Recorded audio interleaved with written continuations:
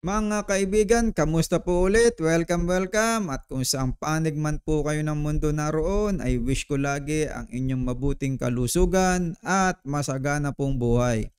Pag-usapan nga po natin ang mga iniidolo nitong si Basti Duterte, mga kaibigan. Kung may nakakaalam man po, kung may nakakaalam sa inyo kung sinong iniidolo nito, ay si Miriam Defensor Santiago po. Idol po niya si Miriam, may picture sila noon nung before 2016, may picture yata sila nga. I don't know what year nagpa-picture sila, but most probably 2016 yun sa election. Kaya idol daw po niya si Miriam Defensor Santiago. Bibigyan po natin ng opinion na para kasi sa akin ay nagkukunwari lang po na alam mo yun, idol niya si Miriam Santiago. Panoorin po natin ang video, mga kaibigan. Ako, yung iniidolo ko talagang senador, si Miriam Defensor Santiago, the late Miriam. Purya hisgot lang kasi wala na yung tao, pero iniidolo ko talaga. Yun talaga yung hero ko. Ayun.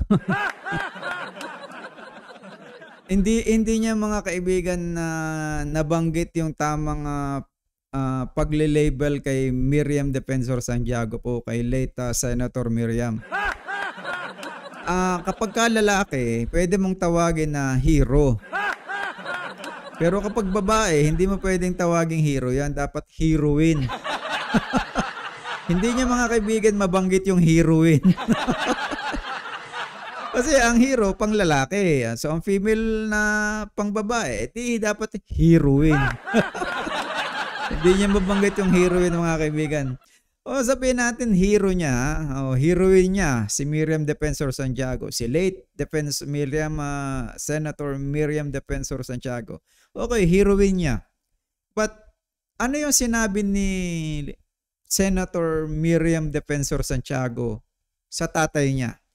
Atin pong panoorin. Okay, now among the candidates right now, you've taken pot shots at all of them. Who do you think is most dangerous for the country? Duterte. Mga kaibigan, ito ay interview mid-2017, isang taon kalahati na nakakaraan. Tapos na election ng 2016, ito 2017 tong interview na to eh. Sinabi niya na pagtanto niya na si Duterte ay ibang klaseng tao pala, mga kaibigan.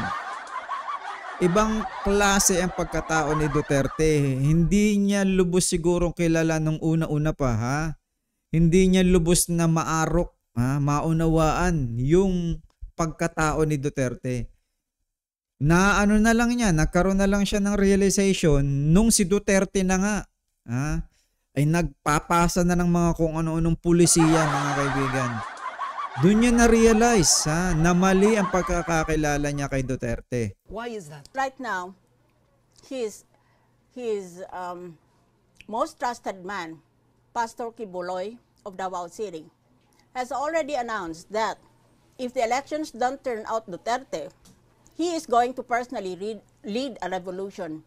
What kind of talk is that? That is almost seditious.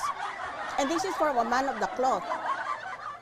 So, masyadong malalim itong Duterte na ito. Yes. Hindi kamukha noon na akala natin straight shooting lang siya. Na may... ang galing po kasi talaga magpanggap ng mga Duterte, mga kaibigan.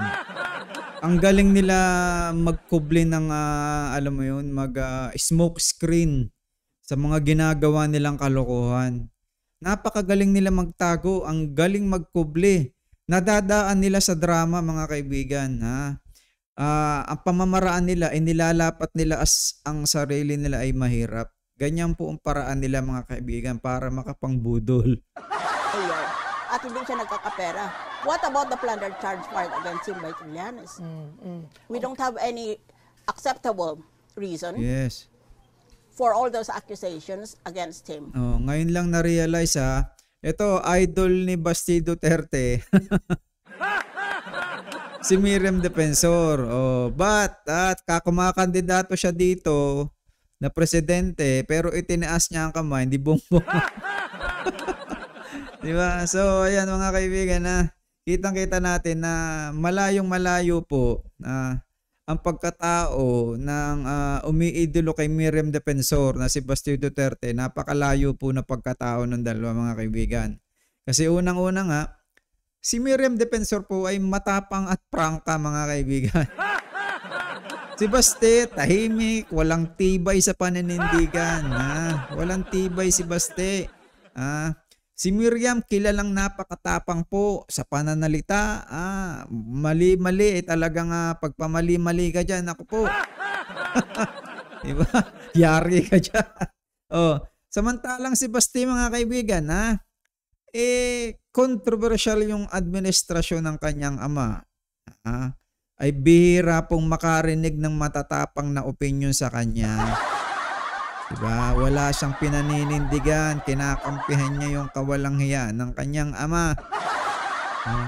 Kung totoong idol niya si Miriam, ba't hindi niya gayahin mga kaibigan yung pagiging prangka nito at matapang, may paninindigan? Dapat pareho sila, di ba? Kaso, ang layo mga kaibigan. Di ba? Critical si Miriam may karanasan, galit sa pang-aabuso sa mga yung mga may kapangyarihan na inaabuso. Si Baste, tahimik lang sa kanyang ama. Nung buhay si Senator Miriam, yung human rights talagang pag may nabalita ang violation dyan, galit na galit, labas ang litid sa sa leeg. Di ba? Galit na galit yan doon sa mga nasuway sa rule of law. Di ba? Ay, ano yung mga issue sa administrasyon ni Duterte? Di ba? Puro violation sa batas. Ay kung talagang iniidolo ni Bastian si Miriam, dapat may magsasabi siya ng kahit anong di ba? Press release. Ay tahimik siya Sunod-sunuran sa kanyang ama. So lumalabas dyan, hindi siya tunay na tagahanga. Diba? Pinalalabas lang niya, ginagamit niya si Miriam na parang siya ay may ipakita rin niya sa sarili niya na siya ay may tapang at may paninindigan, may dignidad. Diba? Parang ginagawa ni Sara Duterte ngayon, ikinukumpara kanino? Yung ama niya, kay Ninoy Senior. Ikinukumpara kay Rizal. Diba? Kita niyo mga pamamaraan ng mga pamilya Duterte, diba? Saka hindi matatag ang paniniwala ni Baste Duterte mga kaibigan. Yan ang napapansin ko sa taong yan, diba?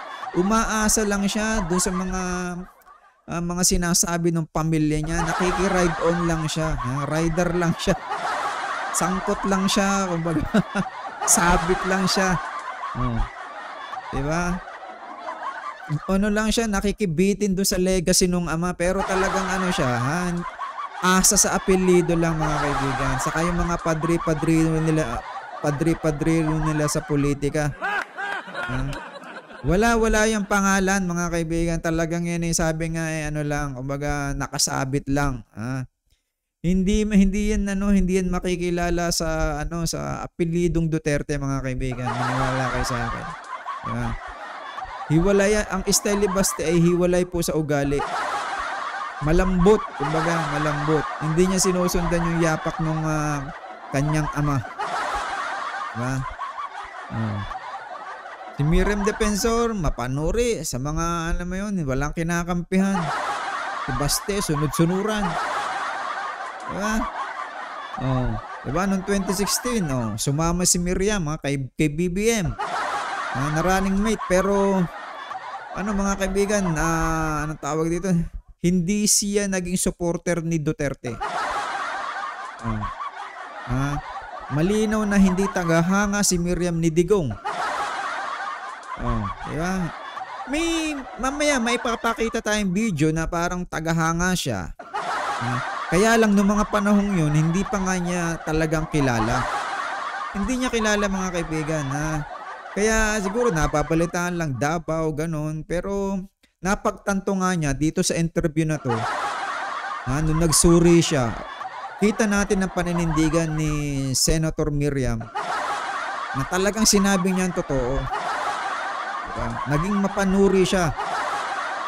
Naging natawag dito, matanong. Marami siyang sinuri kay Duterte at napagsuri nga niya na malalim ang pagkatao ni Duterte, na yung pagiging malalim nito, yun ang nakakapagpabudol. Kasi nabudol si Miriam, mga kaibigan eh. Nabudol din siya ni Duterte nung sinasabing, nung nagde-debate, hindi corrupt si Duterte. Nakadagdag ng boto yung kay Duterte, mga kaibigan, nung sabihin ni Miriam na wala siyang ibang kilalang mga mayor na hindi corrupt kundi si Duterte lang. Nakatulong yun, mga kaibigan. Kaya lang nung time na yon, election yun. Election yun, mga kaibigan. Kumbaga parang syempre nasa naka-alert lahat tayo sa sa mga ating kampanya. Hindi napapagtutukan ni Senator Miriam yung katauhan ni Duterte. Kaya dito sa interview na to, after 1.5 year, napagtanto niya na ang nakalaban pala niya ay isang walang yang tao. Oh, di ba? Ating panoorin ulit ang video, mga kaibigan. Yan kailangan natin sundan po ng another video. Saka, mga kaibigan, madagdag ko pa ha. Kung makikita natin nung election ng 2016, wala naman pong tumulong talagang mga congressman kay Duterte, mga kaibigan. Hindi siya sinusuportahan talaga ng tao. Ng mga politiko, hindi siya sinusuportahan, mga kaibigan, dahil nga mayaw-yaw lang. Yun ang naging panghatak sa tao. Pero wala pang congressman na sumusuporta sa kanya, kundi nga lang yung mga si Amy Marcos at yung ilang mga siguro business na mayaman, gano'n. Yun lang sumuporta sa kanya. At makikita natin yan dito sa pagsasabi niya dito sa kanyang first State of the Nation address.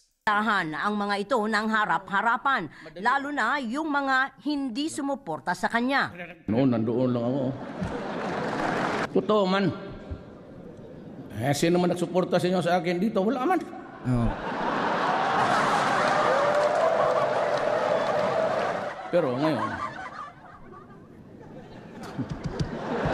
mga kaibigan, yabang niya, di ba? Ang yabang. Kung hindi nga lang talaga kung ito hindi naging maboka, madaldal, di ba? Bolero. Wala pong boboto dito, mga kaibigan. Kasi nahikayat yung tao do sa kanyang boses, yung kanyang tapang-tapangan. Yun ang nakapagpabudol sa tao. Pero kita nyo, sabi niya, walang congressman, di ba, na sumusuporta sa kanya. Totoo naman po yun eh. Kasi nga kilala siya. Di ba? Alam ng politiko yung kartada niya na mambobola. Di ba? Talagang politikong alam mo yun, sinungaling. Di ba? Alam ng kapwa politiko yan. Kaya hindi siya sinuportahan. Oo. Di ba? So dito, mga kaibigan, sa susunod na video, dito naman na hindi pa to election, hindi to election, ay may nababanggit pa nga dito si Senator Miriam na alam mo yun, na parang nasuporta si Duterte sa NPA, di ba? Sinabi din niya dito na parang sinasabi ni Duterte na napatay siya ng tao, pero alam mo yun, kailangan patunayan na syempre, hindi pa nga to election, mga kaibigan eh. Hindi pa to election eh. At napagtanto na nga ni Senator Miriam nung 1 taon kalahati na siya alam mo na, natalo pagkatapos ng election at nakikita na nga niya mga programa, plataforma, polisiya ni Duterte, doon niya, mga kaibigan, na-realize na walang yan tao ang napili. Walang yan tao yung napili natin, di ba? Hindi ako bumoto kay Duterte, mga kaibigan, mga kababayan. Walang yang tao yung nakapagpabudol sa atin. So dito, mga kaibigan, na ating panoorin at medyo na lang natin, adjust na lang natin ng konti. Yung nakatay yung tao na yun, he might mean on his orders according to law because may mga police circulars yan on how you can kill at will, kill on sight, and so on. May mga regulasyon lang paano patayin ang tao na ayon sa batas. Yan ang siguro ang piling niyang sabihin. Pero wala namang tao magsasabing ako ang nagpatay nitong kay ganito at i-describe niya mismo ang tao. That would be an admission against interest and he will need the full panoply of judicial defense. Ngayon, sinasabi na ni Duterte yun na pumatay siya, nalabas siya ng bahay pag naiinip at naghahanap siya ng mapapatay. So I think it can be disregarded unless there is weighty evidence as hyperbole. One of those things that politicians sometimes say, sometimes in an exaggerated way, to catch the attention of the public. So you personally don't believe, ma'am, it's behind all these extrajudicial killings? Unless there is evidence. I was a former judge. Ayun, no, sinasabi dito, yung mga sinasabi ni Duterte daw na siya ay pumabatay, may AJK sa Davao, o maganda pa rin naman ang paliwanag ni Senator Miriam na of course kailangan pa rin natin ng evidence, di ba? Totoo naman, talagang kailangan, di ba? And I'm always careful to make a distinction between hyperbole, exaggerated way of talking, and a serious piece of evidence that's not necessarily just testimonial by testimony, or may even consist of hard evidence. So we all have to obey the rules of court, particularly the rules of evidence. Last two questions. So dito parang sinasanggahan pa ni Senator Miriam ang katauhan ni Duterte po, mga kaibigan, ha? Kasi nga hindi pa niya lubos na kilala, but alam mo yun, siyempre, saka naman natin talaga lubos na makikilala yung isang tao kapag alam mo yun, kumbaga nakilos na siya. So dito mga kaibigan, ito yung isa pang nabanggit ni Senator Miriam Defensor nung time ng eleksyon. Sorry for my country. Because graft and corruption is endemic and everybody speaks out but nobody has done very much except Mayor Rudy Duterte. Ayun, mga kaibigan, di ba? Oh. Yun yung nabanggit ni Senator Miriam na except nga daw na si Mayor Duterte lang ang hindi nagawa ng korupsyon. At talagang napakalaki ng naidagdag na boto na yun, mga kaibigan. Marami din namang voters kasi itong si Senator Miriam Defensor. Alam mo yun, napatransfer nga yung mga botong yun dahil nga sa pagsasabi ng gano'n ni Senator Miriam. So, hindi ko alam kung mistake ni Senator Miriam yun. Bahala na kayong umunawa.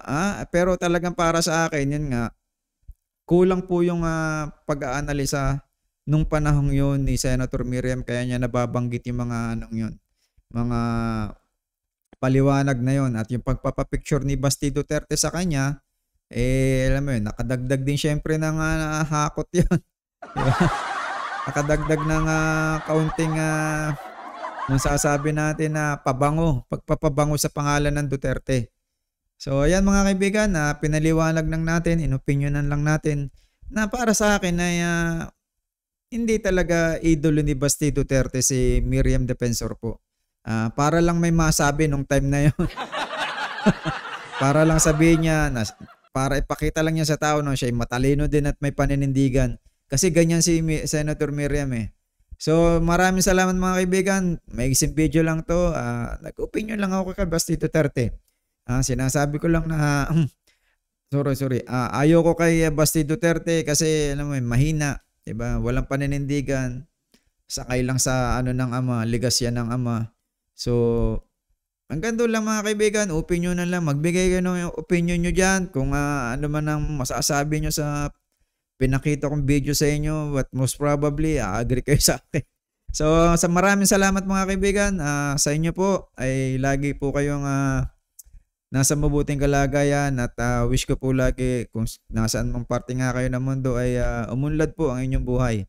At lagi po kayong pagpalain ng Panginoon sa araw-araw po. Maraming salamat po at mabuhay po kayong lahat.